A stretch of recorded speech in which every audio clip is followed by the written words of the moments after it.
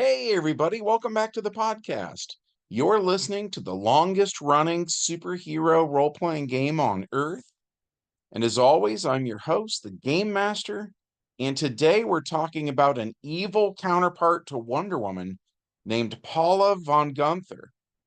But before we get into that, smash that like button, make sure you're subscribed, ring the bell for notifications, and as always, be sure to leave us a comment as that really helps us out with the YouTube algorithm. With all that said, let's dive into the adventure.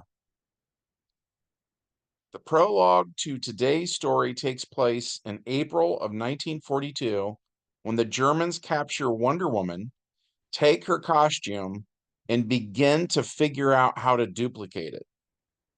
Steve Trevor rescues Diana and they escape, but the Axis powers begin the process of reverse engineering Amazon technology. Which brings us to the main plot of this game session, which takes place in 1943. Baroness Paula Von Gunther suits up for the first time. The trunks and bodice are black, the metallic trim is all silver, and the symbol on the tiara is the Black Sun of Germany.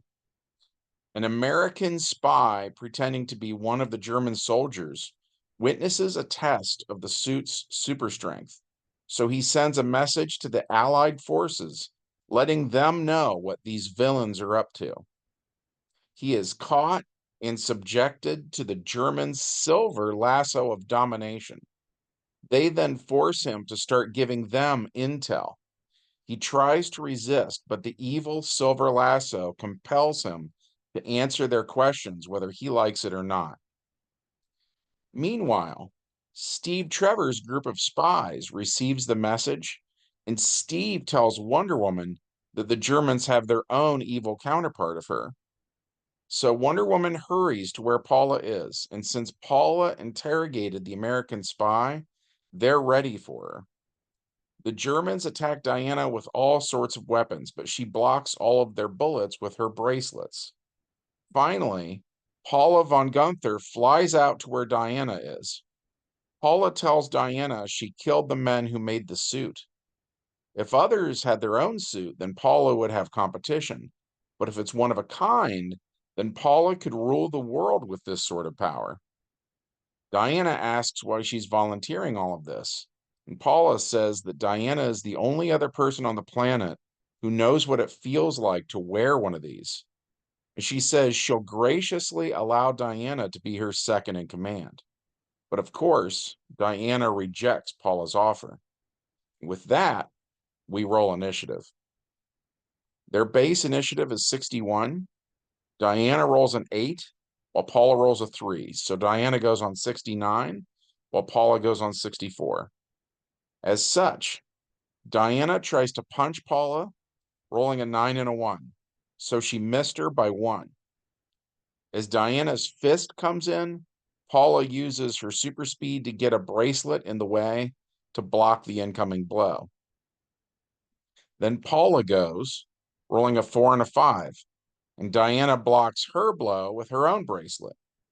So far, they're completely even. On Diana's turn, she rolls a 9 and an 8 for a total of 17.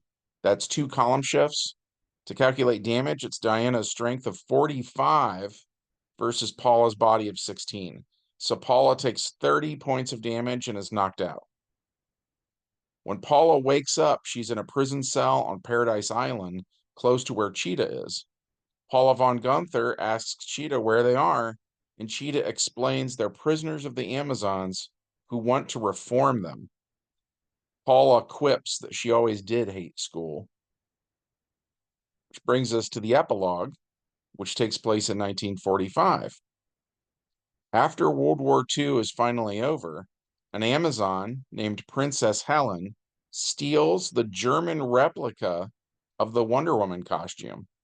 She puts on the silver tiara, silver bracelets, and silver girdles, but ignores the black leather parts that have nothing to do with granting the wearer superpowers.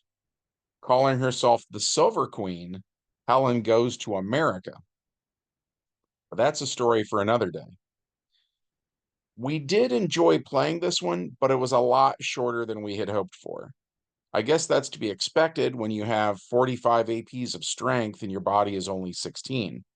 That's where the bracelets come in, and that's why Wonder Woman blocks incoming attacks, which, as much as I love DC Heroes, is a blind spot that the system has.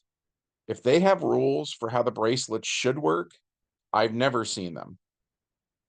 Sometimes when we run a game with Wonder Woman, we actually use GURPS because GURPS has great game mechanics for dodge, parry, and block, and having those makes a huge difference in how Wonder Woman functions. But no system is perfect. And despite the occasional flaw, I still prefer DC Heroes to every other RPG I've ever played.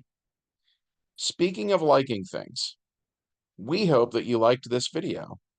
If so, smash the like button, make sure you're subscribed, ring the bell for notifications, and as always, be sure to leave us a comment as that really helps us out with the YouTube algorithm. From all of us here at the longest running superhero role-playing game on Earth, we hope that you guys have a great week, and we will see you in the next adventure. Bye.